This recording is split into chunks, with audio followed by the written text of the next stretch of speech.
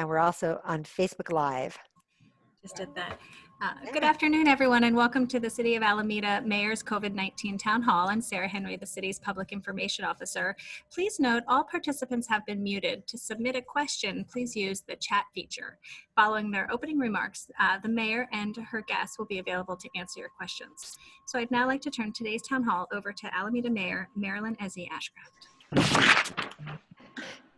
Thank you so much, Sarah Henry. Sarah is our fabulous public information officer for the city of Alameda, who is wearing many hats these days and striving to keep us all well informed. But I'm really excited to have all of you join us today for this virtual town hall. And as I was just telling my guests who you're about to meet and hear from, I felt like it was time to share some good news of actually some very good things that have been happening all along in Alameda related to this COVID-19 public health crisis that we're all dealing with. But these are people that I call our hometown heroes. So they have local businesses or professions, that pursuits, and that have been disrupted at this time, like all of our lives have been. And they did what I've got. There's two words that I keep hearing over and over or using, and it's nimble and pivot. You have to be nimble. You have to be able to pivot. I was on a webinar yesterday with city managers and some mayors about what it's going to look like as we start reopening our cities. And one of the pieces of advice was, well, you make all these careful plans based on your best knowledge at the moment, and then you have to be prepared to scrap all your plans and go in a different direction. But these folks are on the front lines in their own ways, and I am so proud of them and grateful for what they're doing, and I want to have them share their stories with you. So we're going to start with Lance Winters from St. George Spirits. He is the master distiller at St. George. He's also a former U.S. Navy nuclear engineer and brewer, and he is doing something besides making spirits these days. And so I am going to turn the floor over to Lance Winters now and ask him to please tell the incredible story of what you're doing now, how you got there, and more. Welcome, Lance. Thank you so much for being here. Thank you, Mayor Ashcraft. We did, I think, what anybody in our position would do, hopefully, and that is we started making sanitizer. When it's been your job for the last, for me, the last 24 years, I've been making spirits, and making those spirits is all part of being social, sharing experiences with other people, celebrations, and during a time like this, it's really difficult to think about celebrating, lifting a glass. There's nothing that we have to celebrate right now. And so being able to take those capabilities and turn them towards making sanitizer, which is basically 80% ethanol, all we had to do was be able to get the ingredients to go the rest of the way. That's been the most challenging part, is getting a hold of those ingredients when everybody else is trying to get a hold of those ingredients, as well as packaging for it. But we've worked hard on it. We have a very great team here at the distillery that's been working hard on keeping all those things supplied for us so that we can keep sanitizer supplied for other people. And we firmly believe here that we're all in this together. It's not just a hashtag. It's something that's real, and we have to, it's embracing that keeps us all from going off the deep end. And the other thing that I think helps us with that, and I want to salute you, Madam Mayor, for this, is that in a time like this, we see, because there's very little in the way of leadership out there globally, every bit of leadership that comes out and tries to present positive things, but real things, and is trying to show us the way, is very, very welcome, very necessary. And the people of Alameda, through me, thank you for that. So.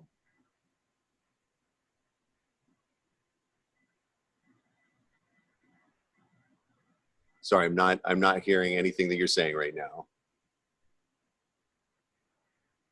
Sorry, I have to remember not to hit my unmute button. And I just wanted to thank you for those kind words. And well, I am just so inspired and grateful for your efforts. Tell us a little bit about how do you pivot from making spirits, that great gin and everything else, to what does it take to convert your efforts, and then tell us a little bit about numbers. What does it look like? It's super sexy. It's all about applying for the right permissions through the FDA to be able to make and bottle sanitizer, and then tracking down the appropriate bottles, getting labels produced, getting in addition to ethanol, we need to have glycerin and high strength hydrogen peroxide to be able to make a spray type hand sanitizer. And so a big part of the pivot has been in tracking all those things down. Because of the fact that we work in a very heavily regulated industry, we deal with those regulations on a regular basis, and we have so wonderful person on our staff. Her name's Lucy Farber. She's a magician when it comes to applying for permissions from the federal government. She's worked with the FDA to be able to speed through all of our label approvals and our FDA permissions to be able to produce this stuff. So that's been a big part of it. But for us, it hasn't been a huge pivot. The most difficult part is because all of the equipment that we have for packaging is very specific to the packages that we use. Everything that we're doing in terms of hand sanitizer all has to be hand packaged. So it does become a bit of a labor-intensive evolution, but again, it's totally worth it. You know, you look at situations throughout history where there have been hardships that people have endured, and you see in those stories the people who have risen above and been able to do things to help take care of their society, of their communities, and you think, God, you know, I hope that if something like that happens to us, I can rise to that position. And everybody here at the distillery has done that. They're all working hard selflessly to make sure that this is all getting taken care of. So you've kept your workforce intact for the most We part? have. Yeah. We have all of our admin staff works offsite, Mhm. so that they can minimize any sort of exposure. And because of the fact that our space, as you know, 65,000 square Looking at feet it. provides Wow. plenty of Social social distance. distancing. You know, there's lots of room in here. Yeah. So It's kind of uh, lonely over there, Lance. Yeah. yeah, well, it's okay sometimes. So So how much hand sanitizer have you produced, if you know? I think we've produced about 5,000 gallons so far, 1,000 gallons. with more on the way. And where is your hand sanitizer going? Well, there's been a bunch that's gone to Alameda Health Systems. Oh, nice. There's been some that's gone out through the city of Alameda to other organizations. I know that it's gone to the Alameda County Food Bank, Hmm. Berkeley Fire Department. We've had quite a bit of it go out to other local fire departments and sheriff's departments around the Bay Area. There have been a number of shelters, domestic violence shelters. One of the things, you know, there's so many incredible, awful consequences that you don't even think of happening because of something like shelter in place, and the incidence of domestic violence being so much higher with something like this. Right. Those organizations need our help as well. So they're top of mind. There have been a lot of retirement communities, retirement homes that we've been getting product out to as well. So anybody that's reached out to us, we've worked hard to be able to get stuff out to them. So That's amazing. Thank you so much. And you know, the meeting that I was in just prior to the town hall was with our police chief, Paul Rolleri, and one of his captains, Matt McMullen, and we were meeting with staff over at the Kaiser Medical Facility on Central Avenue, and the topic of domestic violence did come up, and that is certainly one of the many sad aspects of this crisis is that there has been an increase in the number of domestic violence cases. And one of the pediatricians also said that he suspects there's probably an increase in child abuse, but he's not able to see many of his patients these days. And because So, so often that sort of thing is picked up at school, teachers are the first ones to right, notice right, the children being victims of that, and we don't have school right now. There are a right. lot of what we would consider backup systems that are not in place, and it's really Right. unfortunate. But our Midway shelter for women and children who are victims of domestic violence is up and running 24/7. And I know that we, with the county, have worked to thin that population out because, again, it's important in any living situation to maintain social distance. And so there is actually a hotel within our city that is being used for those very victims. They're not symptomatic for COVID-19, but they're trying to thin the population so they're not more at risk. But thank you for that wonderful description. And we'll come back because I know some of our listeners might have questions for you. But at this time, we're going to move on to Danny Beasley. And Danny Beasley is joining us from the College of Alameda, where he is the founder and principal of Idea Builder Labs. It's called the Fab Lab program, which it could be Fab stands for fabulous, which it is, but it also stands for fabrication. So he created the Fab Lab programs for the College of Alameda and Laney College and other institutions, which he'll talk to you about. He's also the co-producer of the Alameda Mini Maker Fair. Some of you might have attended that in the past. And he and his team have stepped up to the front lines to aid in the COVID-19 effort. And with that, Danny Beasley, the floor is yours. Tell us about the fabulous work you're doing over there at the Fab Lab. All right. Well, thank you very much. And I'll go quickly, but try not to be too quick because there's just a lot of very activities that are going on. But myself and a larger team of people around the Bay Area, numbering around 250 or so, that are actively participating in supporting efforts. We're collectively producing PPE. So we started producing a lot of face shields. And we successfully drove a major donation from Coca-Cola, about 50,000 pounds of plastic that Coke donated to us to help convert into face shields, which equates to about 100,000, which almost all has been converted, but not yet all of it yet. And those are activities that are happening all over the Bay, except for the large distribution has been happening here in Alameda from the local hot rod shop, which just got moved, and in fact today the building is being torn down. So all of our activities have shifted now. But in addition to the face shields, we've also been producing face masks, doing kind of a high quality cotton, double layer cotton face mask with a filter pocket inside of them, and we've been producing kits for sewing them up. So we haven't actually been sewing them ourselves, but we've been making the kits, and we've turned that into a factory process. Working on average about 3 hours a day with a number of volunteers. We've now completed and delivered 10,000 face masks. We've got about another probably 15 to 20,000 worth in the pipeline that we're still working on. And we've moved our factory space now into downtown Oakland to a new piece of friendly real estate there that's supporting those efforts. But we're also producing isolation gowns, which we've got close to 1,000 of them that'll be completed in a week or so. Feels a little late in the game, but still going to be helpful. Not late in the game at all. No. And we're producing bonnets and surgical caps and various other things because we got a ton of fabric and some of it wasn't sufficient for making masks or gowns out of. So we got creative about other things that could be useful. But in addition to that, now some folks on my team are actually looking at developing, or they have developed kits for small businesses to reemerge. So there's a ton of ambiguity around what you're supposed to do, what you're not supposed to do.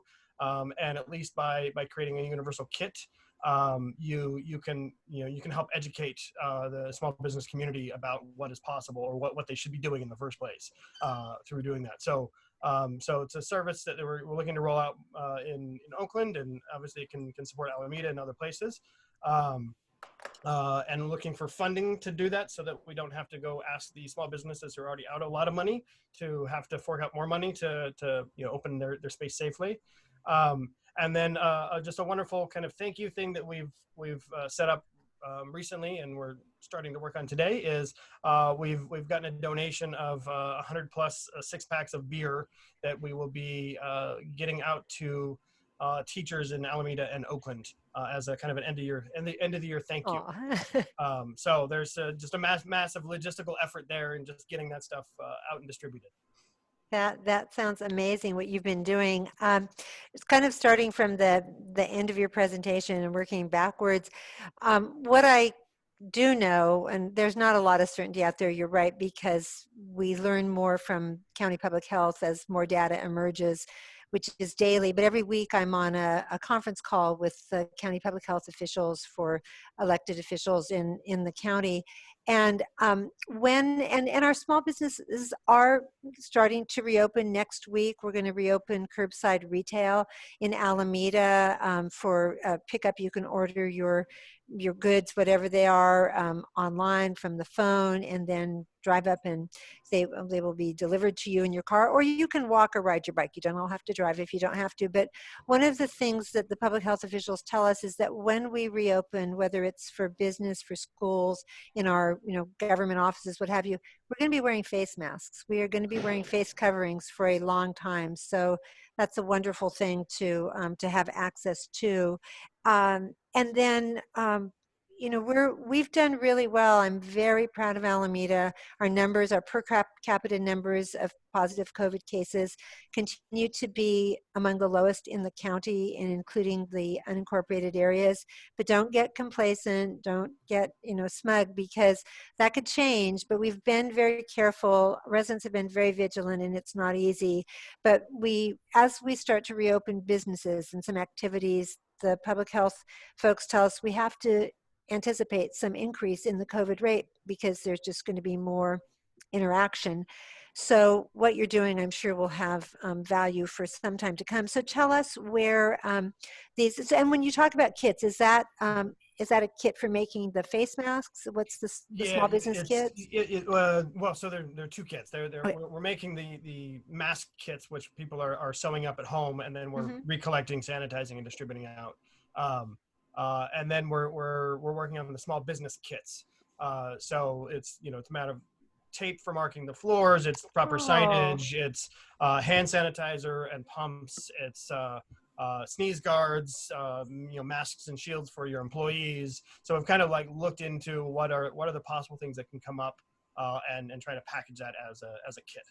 That is brilliant. And I will tell you that just last night, I and some of the other council members were on a Zoom meeting with the mayor's economic development advisory panel.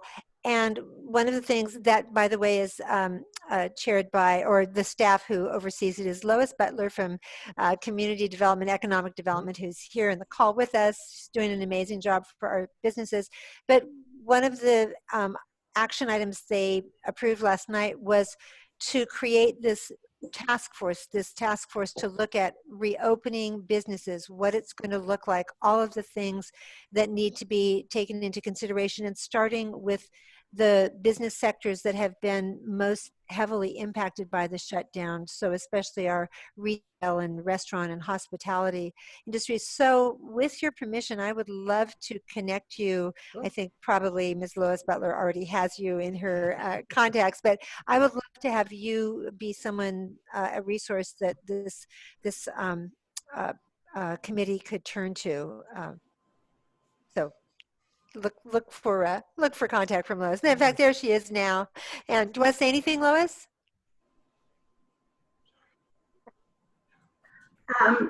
Yes. Thank you, Danny, and all for all that you have done.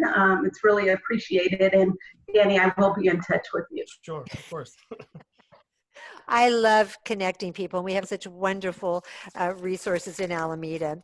Well, so, and again, thank you for all your good information, and we're going to move through the line because Absolutely. I'm also going to leave a little time for Q&A at the end, but now I'm going to move to another fabulous creative Alamedan, and her name is Jennifer Sir, and Jennifer has a delightful business called The Sewing Room.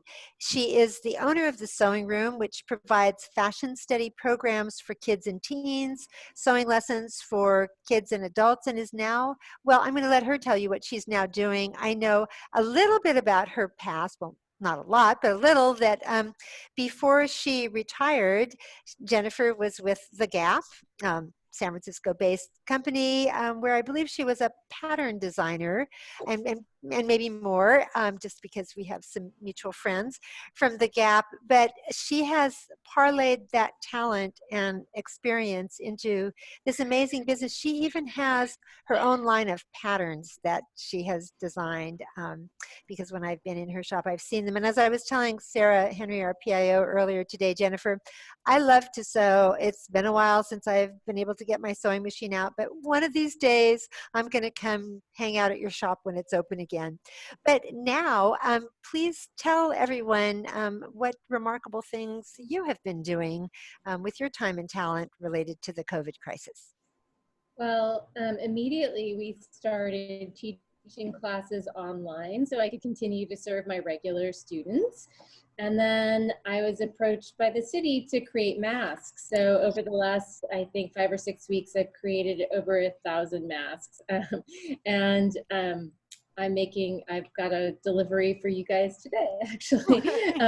So that's been really, really helpful for my business, and also helping me to show other people how to do it as well. So I've documented videos of how to make these masks and put them on YouTube so other people can join in. Yeah. And so how does someone find you on YouTube? The Sewing Room Alameda. Sewing Room Alameda. That's my YouTube handle. Yeah. So is, not everybody sews or feels like they have that talent, or maybe has a sewing machine. What does it require to make a mask? It requires fabric, thread, a sewing machine, and that's about it, really. You can make them by hand, but they do take quite a bit of time just to make one mask. It takes about, for a person who's a beginning sewer, could take up to 45 minutes to make a mask. Oh, people have time on their hands these days, right? I don't, but some do. I've also been selling a lot of cotton fabric online, and people are using that to make masks for themselves all over the country and for others as well. I'm sorry, what did you say about the fabric online? I've been selling fabric online to people who are making masks all over the country. Oh, very nice. Okay. So Jennifer is helping our city staff do what everyone is required to do by the county public health officer's order, that when you're out in public and you go into a grocery store now, you'll see that sign that says you can't enter without a mask. And we are asking people, cover your face and your mouth and your nose. It protects you, it protects others, and it just makes us safer, and it's something that you do for yourself and others. We can all help in that small way. And so I have one of your masks. I love the one that has like the elasticized cord, or kind of a cord, so that's one piece, and then it ties, you can kind of adjust it and it ties behind your head. That's my favorite.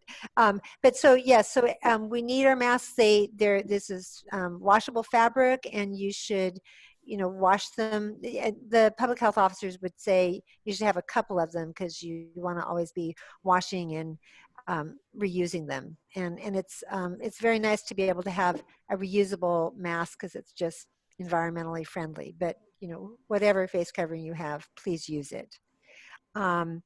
So then you're doing your online lessons too, huh? Yes, absolutely. So I have some kids doing the online lessons and adults as well, several times a week. And we are rolling out an online summer camp for kids during June. Very nice. We might circle back for another town hall with you when we talk about activities that'll be available for children this summer. But thank you for letting us know about the masks. And now I want to move on to another hometown hero. This is Debbie Ryan, who has been active in a wonderful community effort called it's more than just an effort. They are just workhorses, rock stars. It's called Community Action for a Sustainable Alameda. CASA is the acronym. And they have been I call them the sheepdogs behind a lot of efforts. Like the city's very impressive climate action and resiliency plan was a partnership really with the folks at CASA who take climate change and protecting the environment very seriously. But Debbie, I mean, I think she sleeps and eats. I know she's the mother of a couple of young kids, but she is always doing these amazing things. And she has gotten into the COVID-19 effort on the front lines. So Debbie Ryan, tell us about what you've been up to during this shelter-in-place time. Sure. Well, first, I just want to say how impressed I am with every story I've heard thus far, because the way that this community has come together is thank goodness we live where we live in this charming place. You know, I mean, we're It's Alameda. It's Alameda. Yep. But yes, I mean, normally CASA is focused on sustainability, transportation, zero waste, getting cars off the road, reducing our emissions throughout the city, and everything to do with sustainability. But I think with this pandemic, we decided it really is, you used the word so effectively, time to pivot and focus not just on the resilience of our environment, but the resilience of the community. And so towards the end of March, we decided let's see what we can do to both help our small businesses as well as help our local restaurants. And we first started, of course, pushing people to support Meals on Wheels, support our Alameda Community Food Bank. But then we decided the restaurants also needed some help, as did the front line. So we created what's called Feed Alameda's Frontline. And it's been an effort to really gather community and residents to really just enable them to effectively purchase meals from our local restaurants in an orderly way, develop a schedule, and then deliver these in a very safe way to Alameda Hospital. And we've worked closely with the Alameda Hospital Foundation. And this effort's gone on, I think, our April 17th until just recently this week, about May 12th. We were fortunate because of the generosity of our residents in Alameda, our many restaurants, and as well as a generous donation from the Alameda Firefighters Association. Oh, nice. We delivered just over 340 meals to our nurses, our doctors, our staff at Alameda Hospital. And I believe there were some others thrown in there we may not have accounted for. And this was through the paying for meals across 18 different restaurants in Alameda. So local small restaurants throughout Alameda who were paid for those meals. But I do want to recognize there were a few that went above and beyond. And for example, when someone would pay for a meal, they would add a meal or match it. And folks like Town Tavern, Stan Lee over there did a wonderful job so far. Santoro's Italian Market and Deli, the Mint Leaf Vietnamese restaurant, they've all just kind of thrown themselves into this in addition to folks paying for those meals. And I think we've done a good job at keeping those frontline workers working so hard, at least fed, you know, Yes. and feeling appreciated by the community, which really was one of the key goals for this so far. And we had, I believe it's been over 32 donors or individual families that have participated in this effort, and more asking, you know, how do we keep this going? So Wow. It's been rewarding, you know, to see this go through. How amazing. No, and I'm sure that the frontline workers are very appreciative. It is exhausting work. And even though We've been fortunate in Alameda.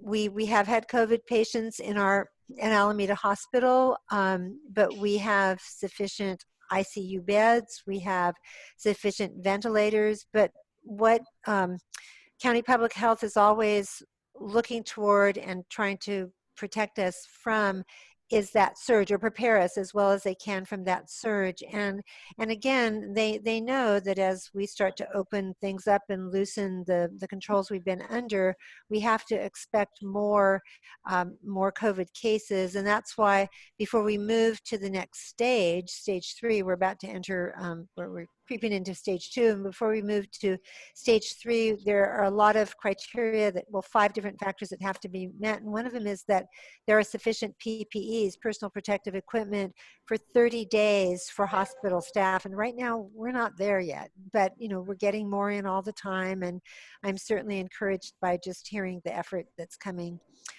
from the local front here. And I know, Debbie, in recent days, maybe you've forged another kind of a partnership. Do you want to say a little bit about that? Yeah. Well, I think there's the only way we get this done is through partners and collaboration to really have an impact.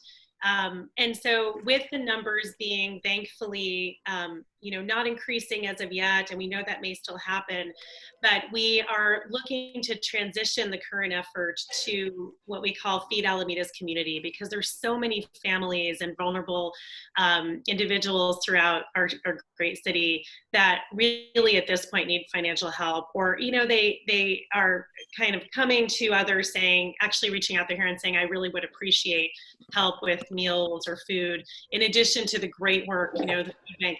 So we are going to be looking to partner with, I think he'll be speaking shortly, with the All Good Living Foundation, and potentially others such as the APC Farm, and of course working in close collaboration with the Chamber of Commerce, the Downtown Alameda and Western Alameda Business Associations, and of course the city, to develop something where it's more of a donation model.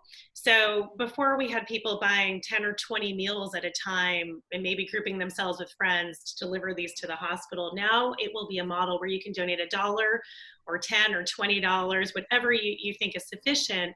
But we will be developing a fund that we will then purchase meals from restaurants, ideally at least dinners a week, to go to any number, 30, 40 families. We're working out some details now, but this will allow us to give many different restaurants an opportunity to be part of the program, and also give them some sufficient business that they're paid in full for all of these meals.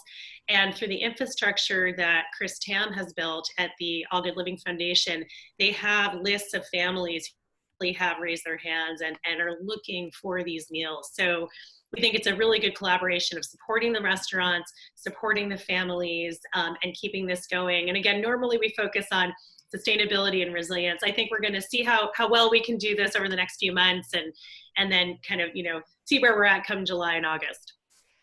Thank you for that wonderful explanation. I would maintain that the term resilience has many meanings, and this is part of what it means to be a resilient community. I know mayors talk about this all the time, that we know to anticipate things like earthquakes, fires, floods.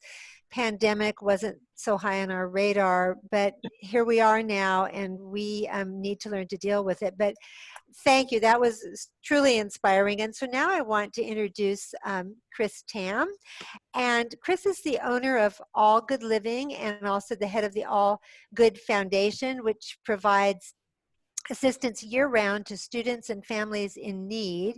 He's got some awesome partners who help him, because he'll drop names when you're talking to him, like a basketball player or two you might have heard of, and I'll let you tell him.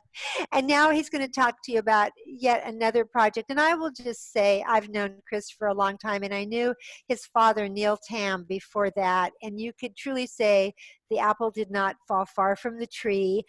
We lost Neil Tam a few years back, but I know he is so proud of all of his children, but Chris, you were just carrying on in your father's very generous spirit. He was he was an educator and a school principal and a longtime member of the Alameda School Board, and always looking out for the needs of the children and especially the most vulnerable in our community. And so let me introduce you to Chris Tam, son of Neil Tam. And Chris, tell us about what you're up to these days on the COVID-19 front lines.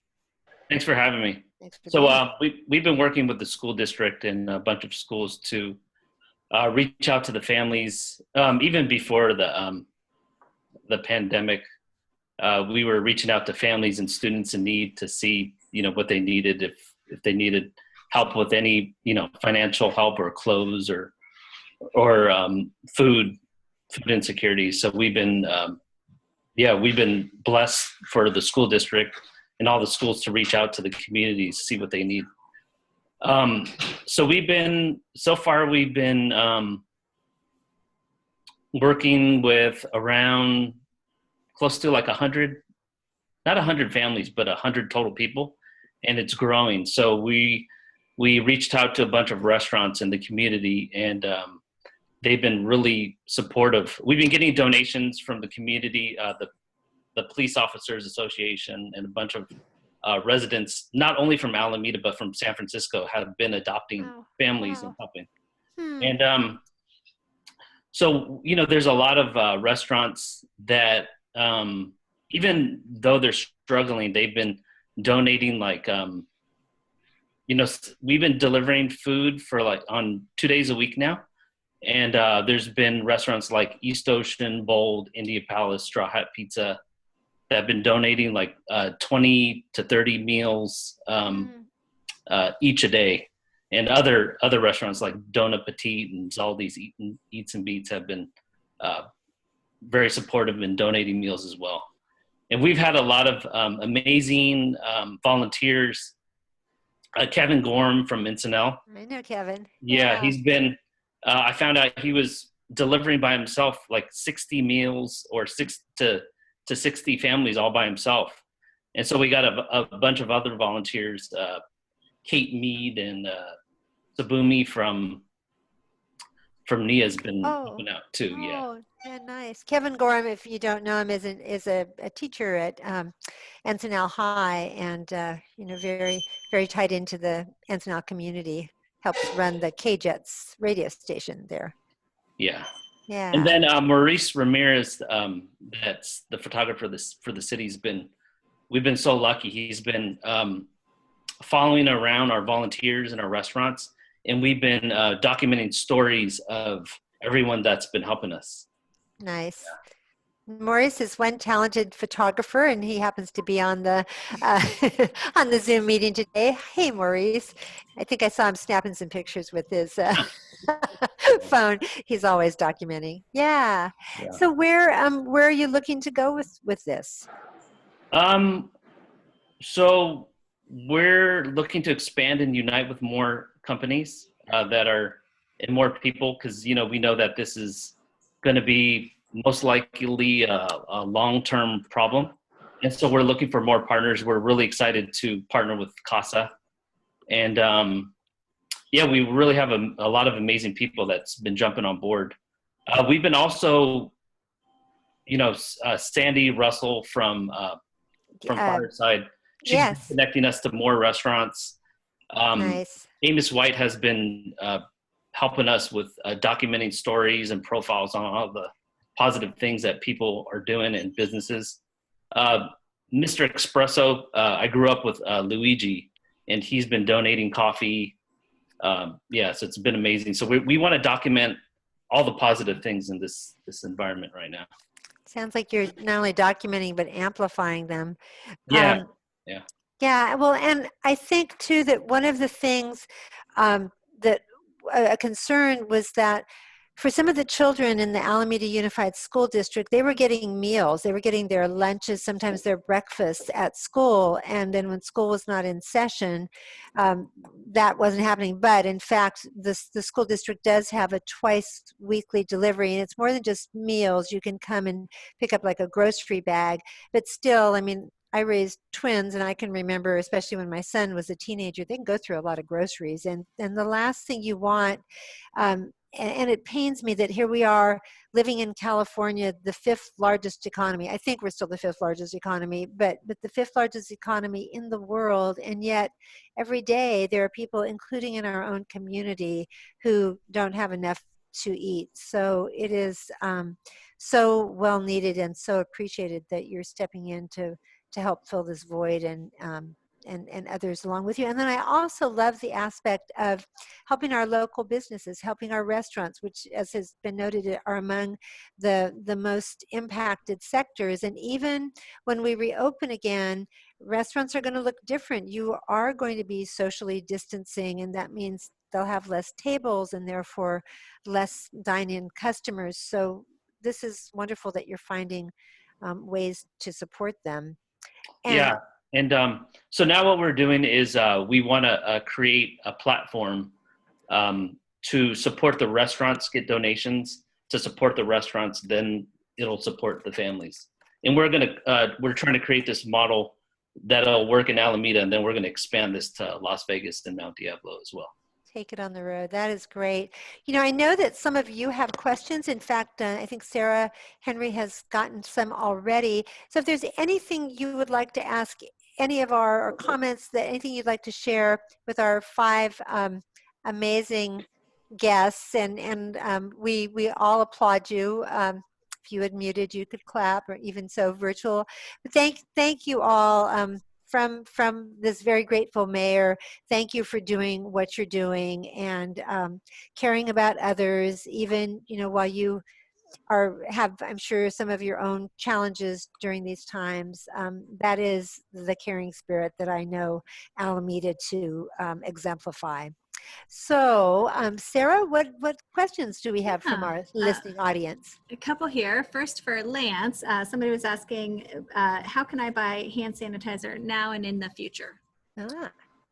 Okay, so this has been one of the most difficult things of producing hand sanitizer. We want to help solve problems, not create them. And if we made it available to the wholesale public, it would create crowds here at the distillery that would not be a good thing.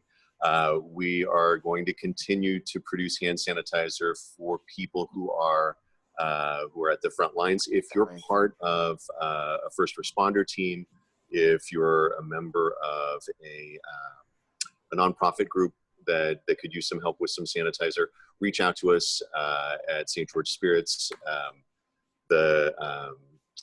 Reach out to us at info@stgeorgespirits.com would be probably the best and fastest way if you fall into those categories and you need some hand sanitizer. Great. And then a follow-up also for you, Lance. Curbside pickup for alcohol at St. George. Is it available? And if not, when? And how? And why? So some technicalities about the laws in the state of California. We don't actually operate the liquor store that's here at the building. It is operated by a business called Heads, Hearts, and Tails. And Brad McClellan, who runs the store, actually has been doing curbside pickup. So if you look out for Heads, Hearts, and Tails, you can probably track them down either on Instagram, probably the best spot. They're doing, I believe, Thursday through Sunday, noon or 1 until sometime. Don't quote me on the times. Go ahead and look them up though, because they are taking care of that. And I believe that Cask on the other end of the island, sorry, not Cask, Craft on the other end of the island is doing that as well. And they could use your support as well. So as a great little Alameda business. Thank you for that plug for another small business. And Lance, is it Heads, Hearts, and Tails as in puppy tails, or? That's correct. Yes. Not Tails of the City. Okay. Thanks for the clarification. Yeah, thanks. Thank you. What else have we got, Sarah? Here's one for Danny. People were asking, how can people purchase the mask kits? So we're in fact not selling anything. Everything is pure donation, getting out to people who need it most. If you want to help sew kits, and one of the things we're going to open up shortly to at-home sewists is as the option to kind of make one, take one. So we'll be giving you 2 kits, and 1 kit you get to keep, essentially, that you still have to sew. You still have to put the labor in yourself, but then those are masks for your family and people you want to distribute to. So To distribute. yeah. So how would someone, if someone was a sewist, how would they connect? There's an email, makemeppebayarea@gmail.com. Any inquiries related to that, you can just shoot a message over. So make me PPE Bay Area Yep. at gmail.com. Perfect. All right. Good info.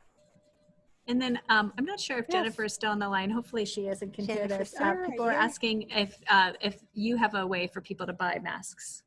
Jennifer's here, I think. Here, I'm back. Hey. Let me turn my video back. Or yeah, you hear me? Yep. Yes. Yeah. Yes. Can If you want masks, just email me at jennifer@thesewingroomalameda.com.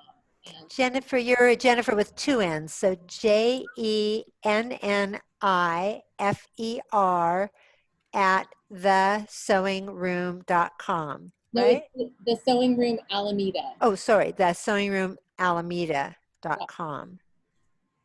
Oh, Sarah's put it up on the screen. Thank you. Perfect. Okay, that would be great. Yeah. And then another question for you, Mayor, is Oh. what day will curbside pickup retail start? So according to let me reach for my trusty iPad because I was on, I think I've already mentioned on this call with County Public Health last week, and I do believe it's starting next week, but let's see if I've actually got a date. And I know that our police department and our city planners are looking at ways to make the pickup, the curbside pickup, as seamless as possible. So, maybe having zones like along Park Street and Webster Street where you're picking up your retail that doesn't, that won't back traffic up or require double parking. Of course, Sarah and I just walked down Park Street a little earlier today, and they're doing road construction, but maybe it will be done in time. So let me see if I can get the date. Because let's see. So if you have another question for me to work on or for anyone else, Mayor, I think I heard I didn't hear a date commitment, but I did hear a commitment for assuming that the levels stayed the way that they were, that it would be next week. Yeah, it is definitely next week. And I know okay, here's what Dr. Pond, Dr. Erica Pond, some of you might have been on my town hall last week when she was my guest and got lots of questions about that automaker down the road. But the automaker and our small businesses, retail, early next week, she says, manufacturing, so curbside retail, manufacturing, and warehouses associated with retail will be allowed to open based on the state's guidance. I think the best thing to do is always check the County Public Health website, which Sarah will remind me is acphd.org. .org. Yep. .gov. .org. Sorry, I almost always get it wrong. acphd.org. Go to their website. There is a wealth of information about COVID. There are dashboards. We're looking at COVID from a lot of different ways, not only city by city, but also ethnic groups, ages, gender, and now this dashboard with colors that shows us where we are and where we aspire to be, the next level we need to get to. So again, Alameda, you've done so well, but don't get complacent. Just keep your guard up, keep your masks on. What else have we got, Sarah? Here's a question. It's kind of similar. It's a person who is a new Alameda business owner, and they have construction on a project right now. They're trying to decide whether or not they should open it up or cut their losses and stop. And they say that they have a patio where they can offer open air dining and shows, as well as video services, and they can stream the shows also to the community for those who don't feel comfortable coming in. But they say, when and under what conditions can we be expected to be allowed to be open? You know, that is a great question, and I'm going to see if I can pull something up really quickly, because I don't have the answer for you at this minute, but one of the things that County Public Health is doing, give me a minute, is they are referring individuals to this businesses, to this website or email address at the state where you can, because the state is starting to, yes, okay, here is what I'm looking for. Okay, so because I had a question from another business sector about why their particular sector should be really cute child, Maurice, should be allowed to reopen sooner because they could put all these safeguards in place.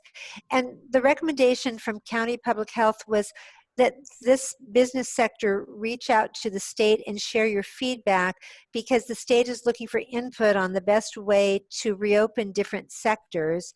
And this particular set of suggested guidelines might be informative for the state while they modify the roadmap and develop statewide sector guidance. Because I will emphasize, nothing is etched in stone here, and it's all new, and we're learning more all the time. But what I'm finding from County Public Health, and I think the state, although I deal with the state less, is that they are definitely receptive. So let me tell you, it's a website you go to, and you can apparently input your questions about that particular, the outside patio dining, which I think probably does have some potential for coming back maybe sooner than inside. I'm not sure, but, and Sarah will put this up on the screen, I'm sure. So it's https://COVID-19, that's the numbers 19.ca.gov/recovery-input/. Did you get all that, Sarah? Yep. All right, she's a whiz. Okay, what else have you got? Remaining 4 minutes. I think maybe for our last question, somebody has asked if Maurice can speak on his photo documentation of the crisis, that they really love his work. And I'll just say that there are a lot of comments here, Mayor, with people filled with gratitude for all of your guests today. So very appreciative of this town hall and of the thanks incredible. To all of you. Yes, no, I've been hearing about this, and I've been hearing about the wonderful work you're doing, and I told Sarah it's time to share this with the public. Yeah, let's close out with a little bit from Maurice, the man I usually see behind a camera. But tell us, or your son can can help you. Tell about some highlights of what you've been doing.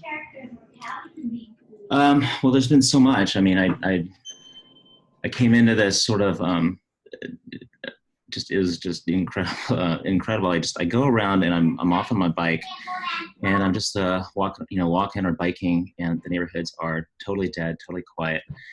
And once in a while, I'll come across, a random family hitting drums or playing music, and it totally brings me into a different space where, as before, just a minute earlier, I was kind of feeling a little dark and kind of depressed, and it's a whole other thing. I'll photograph them for just a few minutes, and we're smiling and we're laughing, we're dancing, and everyone's it's so positive, and it's inspiring, and it's kind of a moment of just beauty that I didn't think that.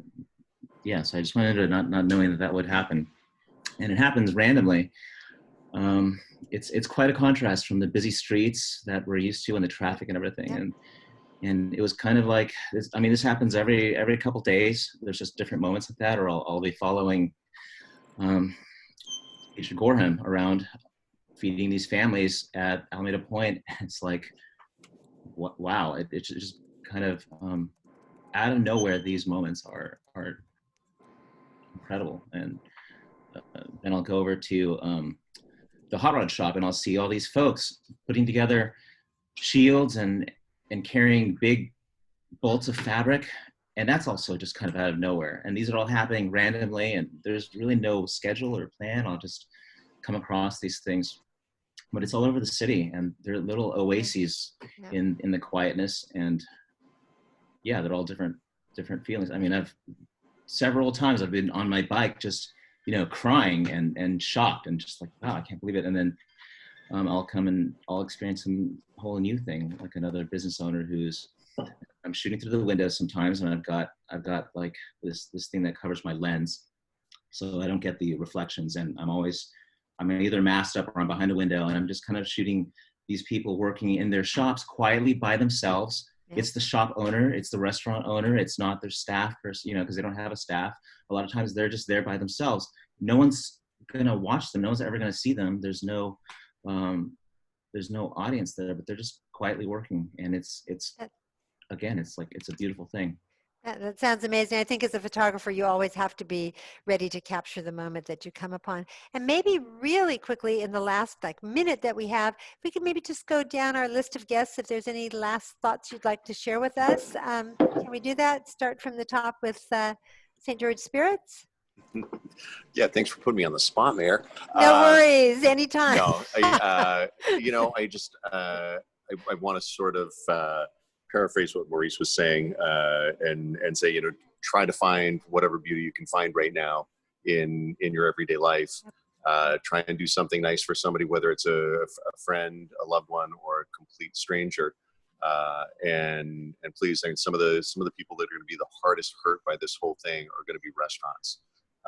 Reach out right now. If you've got a favorite Alameda restaurant, reach out and support them. Do what you can, buy some meals from them, and keep them going, because they're going to have a really hard time coming out of this. As we all know, Bay Area real estate's really expensive, and you're not going to pay for it with having a third of your seats filled. So, thank you. Please. Thanks, and thank you so much for being our guest, Danny Beasley. Quick last words. Sure. There's, this time is probably the best time to develop better systems than what was in the past. I mean, we've directly experienced a lot of failure in our systems, and from my perspective, the whole manufacturing infrastructure completely failed us heavily. So these are the times to go reinvent the way in which things were done, and make it more equitable and more beneficial to you and your neighbors, rather than handful of other folks. So but that's this is the time to get out and actually make that change. So I had about a week and a half vacation early on in this, and since then it's actually been double the work that I normally do. So but there's a ton of opportunity out there. Such positive thinkers. Is Jennifer Sir still with us? Not sure. Jennifer, we might have lost Jennifer. Let's go to you, Debbie Ryan. Last thoughts for you to share with the audience. Yeah, sure. The one thing I wanted to share is that if you are either a resident looking to support the effort of feeding Alameda's community, or a restaurant interested in participating where we can pay you for your amazing meals, please contact us at info@casa-alameda.org. And there should be more information, I'd say in the next week or so, about the new campaign to feed Alameda's community at our website. So it's a casa-alameda.org. Okay, Jen, I bet Sarah got that one. And Chris Tam, I'll give you and thank you again for joining us today, Debbie. Chris Tam, how about you? I just want to say that that it's inspiring to see everyone come together with the unity, and definitely support your all the local businesses if you can. And one thing is, we should let everybody know too that if people are struggling, to reach out to the school district or an organization to ask for help, because there's a lot of help out there, and there's a lot of people that want to help. Thank you. And as far as the program of food distribution, it is organized by the school districts, and there are, I think, how many locations, 3 or 4 across the island. But you do not have to be a student in the Alameda Unified School District. You can just be 18 years and under, and you can come and get this, your family can bring you, or you can go and get these grocery bags. So, well, with that, I want to thank everyone for joining me on your lunch hour and taking an hour out of your time. And again, just continuing gratitude to all of my guests. You are all making a difference, making things better, taking a difficult situation and saying, okay, how can I help? And I just think you're a wonderful example for others, and you're certainly inspiring to me. So thank you so much, everyone. Take care, stay safe, wear your masks. We are getting through this together, and we are going to come out stronger when it's all over. So thank you again for being here and for all you're doing. Thank you. Thank you. Thank you. Goodbye. Thanks so much. Bye-bye.